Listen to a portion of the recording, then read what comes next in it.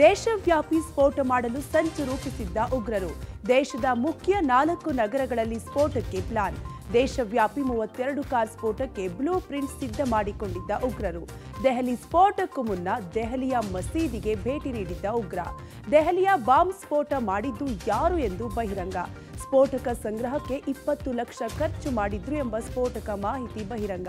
ಈ ಎಲ್ಲಾ ಸುದ್ದಿಗಳೊಂದಿಗೆ ಮತ್ತಷ್ಟು ಸುದ್ದಿಗಳನ್ನು ನೋಡೋಣ ಕರ್ನಾಟಕ ಟಾಪ್ 20ಯಲ್ಲಿ. ದೆಹಲಿಯ ಕೆಂಪುಕೋಟೆ ಬಳಿ ಆದ ಕಾರು ಸ್ಫೋಟ ಇಡೀ ದೇಶವನ್ನೇ ಬೆಚ್ಚಿ ಬೀಳಿಸಿದೆ. ದೇಶದೊಳಗೆ ಉಗ್ರಜಾಲ ಎಷ್ಟು ವಿಸ್ತಾರವಾಗಿ ಹರಡಿಕೊಂಡಿದೆ ಅನ್ನೋದಕ್ಕೆ ನವೆಂಬರ್ 10ರ ಸಂಜೆ ಕೆಂಪುಕೋಟೆ ಬಳಿ ನಡೆದ ಕಾರ್ ಬ್ಲಾಸ್ಟ್ ಸಾಕ್ಷಿ. ದೇಶದೊಳಗೆ ಉಗ್ರಜಾಲ ಎಷ್ಟು ಬಲಿಷ್ಠವಾಗಿ ಹರಡಿಕೊಳ್ಳುತ್ತಿದೆ ಅನ್ನೋದನ್ನ ಕಾರ್ ಬ್ಲಾಸ್ಟ್ ಸಾರಿ ಸಾರಿ ಹೇಳುವಂತಿದೆ. ದೆಹಲಿ ಕೆಂಪುಕೋಟೆ ಕಾರ್ ಸ್ಫೋಟದ ಒಂದೊಂದೇ ಭಯಾನಕ ಸತ್ಯಗಳು ಬಯಲಾಗ್ತಿವೆ. ತನಿಖಾ ತಂಡದ ಇನ್ವೆಸ್ಟಿಗೇಷನ್ ಅಲ್ಲಿ ಕ್ಷಣ ಕ್ಷಣಕ್ಕೂ ಸ್ಫೋಟಕ ಮಾಹಿತಿ ಬಹಿರಂಗಗೊಳ್ತಾ ಇದೆ. ಸಿಕ್ಕಿಬಿದ್ದ ಟೆರರ್ ಡಾಕ್ಟರ್ಗಳ ಸ್ಕೆಚ್ ದೆಹಲಿ ಒಂದೇ ಆಗಿರಲಿಲ್ಲ. 8 ಉಗ್ರ ಡಾಕ್ಟರ್ಗಳ ಸಂಚು ಭಾರತದ 4 ಕಡೆ ಇತ್ತು ಅನ್ನೋದು ತಿಳಿದು ಬಂದಿದೆ. ಭಾರತದಾದ್ಯಂತ ಹಲವು ನಗರಗಳಲ್ಲಿ ಸುಮಾರು 8 ಭಯೋತ್ಪಾದಕರು ಸರಣಿ ಸ್ಫೋಟಗಳನ್ನು ನಡೆಸಲು ಸಂಚು ರೂಪಿಸಿದ್ರು ಎನ್ನುವ ಮಾಹಿತಿ ಸಿಕ್ಕಿದೆ.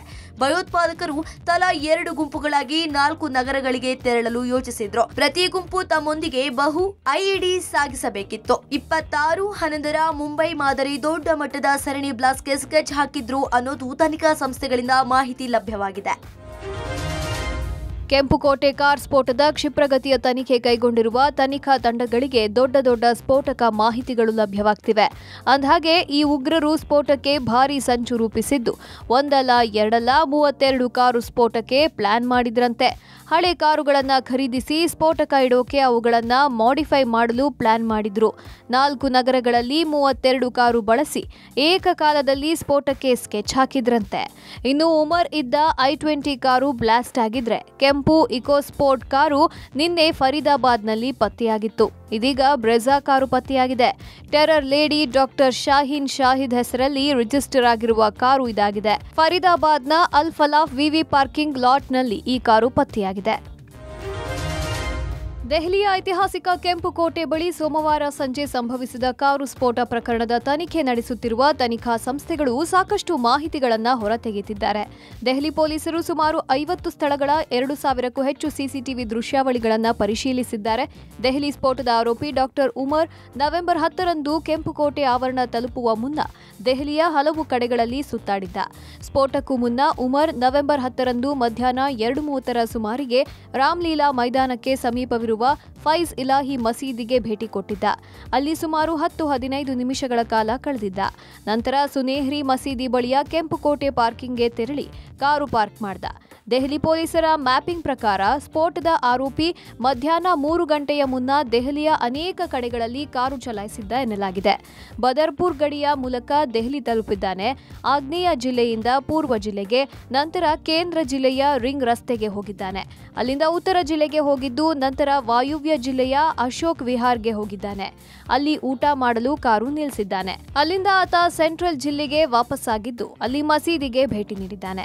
ಉಮರ್ ಚಲನವಲನದ ಮತ್ತಷ್ಟು ವಿಡಿಯೋಗಳು ಲಭ್ಯವಾಗಿವೆ. ಅಂದಹಾಗೆ ದೆಹಲಿ ಮುಂಬೈ ಎಕ್ಸ್‌ಪ್ರೆಸ್ ವೇಯ ಬಸ್ ನಿಲ್ದಾಣದಲ್ಲಿ ಕಾರು ನಿಲ್ಲಿಸಿ ರಾತ್ರಿ ಇಡೀ ಕಾರಿನಲ್ಲಿಯೇ ಕಳೆದಿದ್ದ ಎನ್ನಲಾಗಿದೆ. ದೆಹಲಿಯ ಕೆಂಪುಕೋಟೆ ಬಳಿ ಕಾರ್ ಬಾಂಬ್ ಸ್ಫೋಟ ಮಾಡಿದ್ದು ಡಾಕ್ಟರ್ ಉಮರ್ ಅನ್ನೋದು ಅಧಿಕೃತವಾಗಿ ದೃಢಪಟ್ಟಿದೆ. i20 ಕಾರನ್ನ ಚಲಾಯಿಸಿದ ವ್ಯಕ್ತಿ ಉಮರ್ ಅಂತ ತನಿಖಾಧಿಕಾರಿಗಳು ಮೊದಲೇ ಶಂಕಿಸಿದ್ರು. ಸಾವಿನ ಬಗ್ಗೆ ದೃಢಪಡಿಸಿಕೊಳ್ಳುವ ಸಲುವಾಗಿ ಪುಲ್ವಾಮಾದಲ್ಲಿರುವ ಉಮರ್ ಕುಟುಂಬಸ್ಥರ ಡಿಎನ್ಎ ಸಂಗ್ರಹಿಸಲಾಗಿತ್ತು. ಸ್ಫೋಟದ ನಂತರ ಉಮರ್ ಕಾಲು ಸ್ಟೀರಿಂಗ್ ವೀಲ್ ಮತ್ತು ಆಕ್ಸಿಲೇಟರ್ ನಡುವೆ ಸಿಕ್ಕಾಕೊಂಡಿತ್ತು. ಡಿಎನ್ಎ ಮಾದರಿ ಉಮರ್ ತಾಯಿಯ ಮಾದರಿಯೊಂದಿಗೆ ಹೊಂದಿಕೆಯಾಗಿದೆ ಅಂತ ದೆಹಲಿ ಪೊಲೀಸರ ಮೂಲಗಳು ತಿಳಿಸಿದೆ. ದೆಹಲಿ ಸ್ಫೋಟದ ಪ್ರಮುಖ ಶಂಕಿತ ಆರೋಪಿ ಉಮರ್ ನಬಿ ಶ್ರೀನಗರದಿಂದ ಎಂಬಿಬಿಎಸ್ ಮತ್ತು ಎಂಡಿ ಪದವಿಗಳನ್ನು ಪಡೆದು 2023ರಲ್ಲಿ ಕಾಶ್ಮೀರದ ಅನಂತ್ನಾಗ್ನಲ್ಲಿರುವ ಸರ್ಕಾರಿ ಆಸ್ಪತ್ರೆಯಲ್ಲಿ ಎಸ್ಆರ್ ಆಗಿ ಕೆಲಸ ಮಾಡ್ತಿದ್ದ. ಆರಂಭದಿಂದ ಉಮರ್ ಕೆಲಸದ ವಿಷಯದಲ್ಲಿ ಕೆಟ್ಟ ಉದ್ಯೋಗಿಯಾಗಿ ಕಾಣಿಸಿಕೊಂಡಿದ್ದ. ದಿನೇ ದಿನೇ ಒಂದಲ್ಲ ಒಂದು ದೂರುಗಳು ಬರ್ತಾನೆ ಇದ್ವು. ಸಹವೈದ್ಯರು, ಪ್ಯಾರಾಮೆಡಿಕಲ್ ಸಿಬ್ಬಂದಿ ಸೇರಿದಂತೆ ರೋಗಿಗಳು ಕೂಡ ಉಮರ್ನ ಅಸಭ್ಯ ಮತ್ತು ಅಜಾಗರೂಕತೆ ಬಗ್ಗೆ ಆರೋಪಿಸ್ತಾ ಇದ್ರು. ಅಲ್ಲದೆ ಉಮರ್ ಕೂಡ ಹೆಚ್ಚಿನ ಸಮಯ ಆಸ್ಪತ್ರೆಗೆ ಗೈರಾಗೇ ಇರ್ತಾ ಇದ್ದ ಎನ್ನಲಾಗಿದೆ. ದೆಹಲಿಯ ಐತಿಹಾಸಿಕ ಕೆಂಪುಕೋಟೆ ಬಳಿ ನಡೆದ ಸ್ಫೋಟದ ತನಿಖೆ ನಡೆಸುತ್ತಿರುವ ತನಿಖಾಧಿಕಾರಿಗಳಿಗೆ ಕೆಲವು ಭಯಾನಕ ವಿಚಾರಗಳು ತಿಳಿದು ಬಂದಿವೆ. ಬಾಬರಿ ಮಸೀದಿ ಕೆಡವಿದ್ದಕ್ಕೆ ಪ್ರತೀಕಾರವಾಗಿ ಜೈಷ್ ಎ ಮೊಹಮ್ಮದ್ ಜೊತೆ ಸಂಪರ್ಕ ಹೊಂದಿರುವ ಡೆವಿಲ್ ಡಾಕ್ಟರ್ಸ್ ದೆಹಲಿ ಎನ್ಸಿಆರ್ನಲ್ಲಿ ಡಿಸೆಂಬರ್ 6ರಂದು 6 ಕಡೆ ಸ್ಫೋಟಕ್ಕೆ ಸಂಚು ಹೂಡಿದ್ರು ಅಂತ ತಿಳಿದು ಬಂದಿದೆ. ದೊಡ್ಡ ಪ್ರಮಾಣದಲ್ಲಿ ಸ್ಫೋಟಕ ಸಂಗ್ರಹಿಸಿದ್ದ ಟೆರರ್ ಡಾಕ್ಟರ್ಗಳು ಕೆಂಪುಕೋಟೆ, India gate, constitution club, Gaurishankar ದೇವಾಲಯಗಳು ಡಾಕ್ಟರ್ ಗ್ಯಾಂಗ್ನ ಗುರಿಯಾಗಿತ್ತು. ಅಲ್ಲದೆ ರೈಲ್ವೆ ನಿಲ್ದಾಣಗಳು ಮತ್ತು ಶಾಪಿಂಗ್ ಮಾಲ್ಗಳು ಟಾರ್ಗೆಟ್ ಮಾಡಿದ್ರು. ಇನ್ನು ಡಾಕ್ಟರ್ ಮುಜಮಿಲ್, ಡಾಕ್ಟರ್ ಆದಿಲ್, ಉಮರ್ ಮತ್ತು ಶಾಹೀನ್ ಜಂಟಿಯಾಗಿ ಸುಮಾರು 20 ಲಕ್ಷ ರೂಪಾಯಿ ನಗದನ್ನ ಸಂಗ್ರಹಿಸಿದ್ರು. ದೆಹಲಿ ಸ್ಫೋಟದ ಮೊದಲು ಅದನ್ನ ಉಮರ್ಗೆ ಹಸ್ತಾಂತರಿಸಲಾಗಿತ್ತು. ಗುರುಗ್ರಾಮ್, ನೂಹ್ ಮತ್ತು ಹತ್ತಿರದ ಪ್ರದೇಶಗಳಿಂದ ಐಇಡಿ ತಯಾರಿಕೆಗಾಗಿ ಉದ್ದೇಶಿಸಲಾದ 3 ಲಕ್ಷ ರೂಪಾಯಿ ಮೌಲ್ಯದ 20 ಕ್ವಿಂಟಾಲ್ಗೂ ಹೆಚ್ಚು ಎನ್ಪಿಕೆ ರಸಗೊಬ್ಬರವನ್ನ ಖರೀದಿಸಿದ್ರು ಎಂದು ತಿಳಿದು ಬಂದಿದೆ.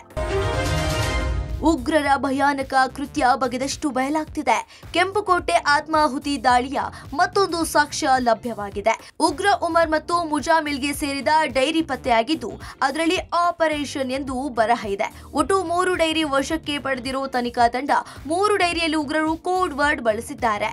ಕೆಂಪುಕೋಟೆ ಆತ್ಮಾಹುತಿ ದಾಳಿಗೂ ಟರ್ಕಿ ಲಿಂಕ್ ಕನೆಕ್ಟ್ ಆಗಿದೆ. ದೆಹಲಿ ಕಾರು ಸ್ಫೋಟ ಪ್ರಕರಣದಲ್ಲಿ ಟರ್ಕಿಯ ಹ್ಯಾಂಡ್ಲರ್ಗಳ ನಂಟು ಇರಬಹುದು ಎಂಬ ಹೊಸ ಸುಳಿವುಗಳು ಸಿಕ್ಕಿವೆ.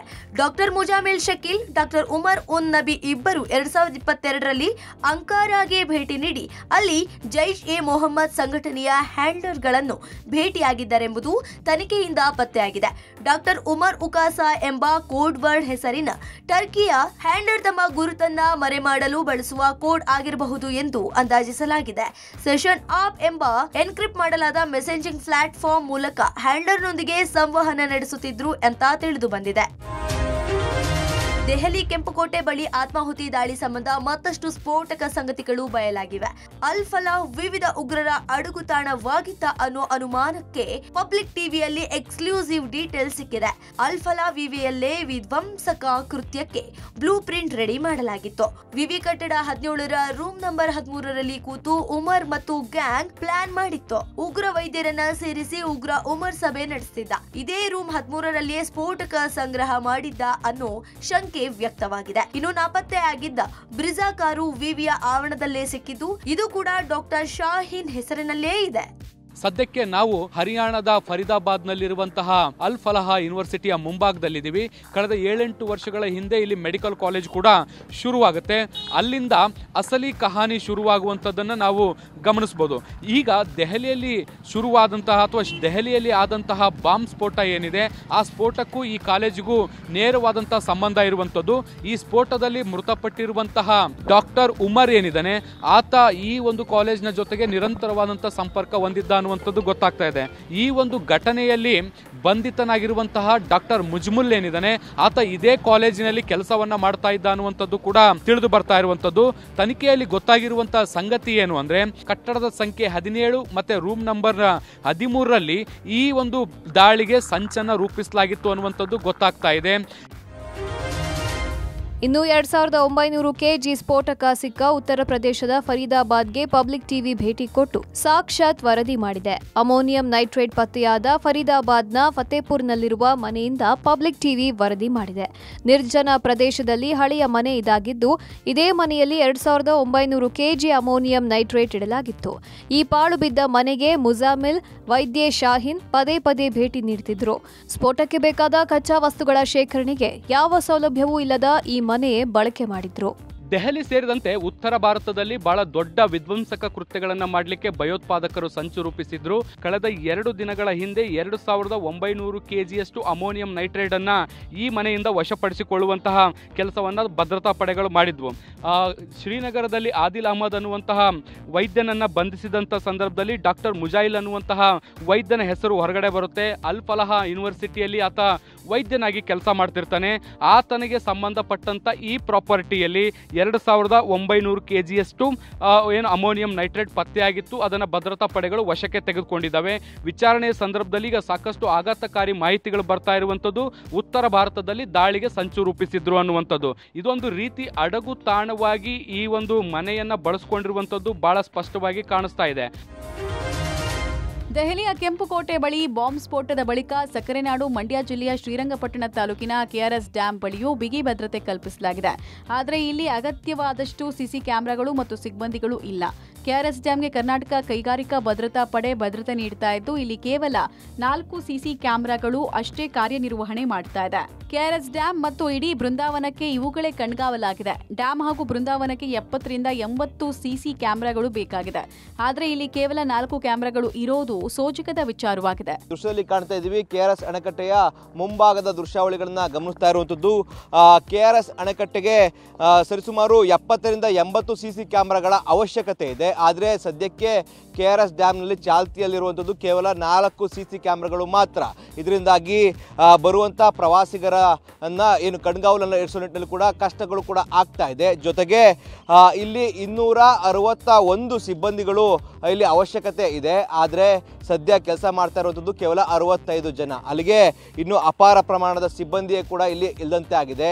ರಿಕ್ರೂಟ್ಮೆಂಟ್ ಅನ್ನ ಸರ್ಕಾರ ಮಾಡ್ಕೊಳ್ಳುವಂತ ಕಾರಣವಾಗಿ ಇದೀಗ ಇರುವಂತ 65 ಸಿಬ್ಬಂದಿಗಳೇ ಕೂಡ ಹಗಲು ರಾತ್ರಿ ಪಾಳಯದಲ್ಲಿ ಕೆಲಸ ಮಾಡುವಂತ ಅನಿವಾರ್ಯತೆ ಎದುರಾಗಿರುವಂಥದ್ದು. ಜೊತೆಗೆ ಇಲ್ಲಿರುವಂತಹ ಸಿಬ್ಬಂದಿಗಳಿಗೆ ರಜಾ ಇಲ್ಲದಂತೆ ಕೂಡ ಕೆಲಸ ಮಾಡುವಂತ ಅನಿವಾರ್ಯತೆ ಎದುರಾಗಿದೆ. ಇದರಿಂದಾಗಿ ಒಂದಷ್ಟು ಭದ್ರತೆಯ ವಿಚಾರದಲ್ಲಿ ಸರ್ಕಾರ ಎಡವುತ್ತಾ ಇದೆಯಾ ಕೆಆರ್ಎಸ್ ಡ್ಯಾಮ್ನಲ್ಲಿ ಕೂಡ ಪ್ರಶ್ನೆಗಳು ಎದುರಾಗ್ತಾ ಇರುವಂಥದ್ದು. ದೆಹಲಿ ಕಾರ್ ಬ್ಲಾಸ್ಟ್ ಬಳಿಕ ಕರ್ನಾಟಕ ಎಷ್ಟು ಸೇಫ್ ಆಗಿದೆ ಎಂಬ ಪ್ರಶ್ನೆ ಎದ್ದಿದೆ. ರಾಜ್ಯದ ಪ್ರಮುಖ ಸ್ಥಳಗಳಲ್ಲಿ ಭದ್ರತೆ ಹೇಗಿದೆ ಎಂಬುದರ ಬಗ್ಗೆ ಪಬ್ಲಿಕ್ ಟಿವಿ ರಿಯಾಲಿಟಿ ಚೆಕ್ ನಡೆಸಿದೆ. ಹಾಸನ ಜಿಲ್ಲೆಯ ವಿಶ್ವ ಪಾರಂಪರಿಕ ತಾಣ ಹಳೇಬೀಡು ಹೊಯ್ಸಲೇಶ್ವರ ದೇವಸ್ಥಾನದಲ್ಲಿ ಕನಿಷ್ಠ ಭದ್ರತೆಯೂ ಇಲ್ಲವಾಗಿದೆ. ಸರಿಯಾದ ಮೆಟಲ್ ಡಿಟೆಕ್ಟರ್ ಇಲ್ಲ, ಸಿಸಿಟಿವಿ ಕ್ಯಾಮೆರಾಗಳೇ ವರ್ಕ್ ಆಗ್ತಿಲ್ಲ. ದೇಶದ ಹಲವು ರಾಜ್ಯ ವಿದೇಶಗಳಿಂದ ಪ್ರವಾಸಿಗರು ದೇವಾಲಯಕ್ಕೆ ಬರ್ತಾರೆ. ಹೀಗಿರಬೇಕಾದ್ರೆ ಸೂಕ್ತ ಭದ್ರತೆ ಇಲ್ಲ, ಸುರಕ್ಷಿತ ಕ್ರಮಗಳು ಇಲ್ಲ ಅಂತ ಸ್ಥಳೀಯರು ಆಕ್ರೋಶ ಹೊರಹಾಕಿದ್ದಾರೆ.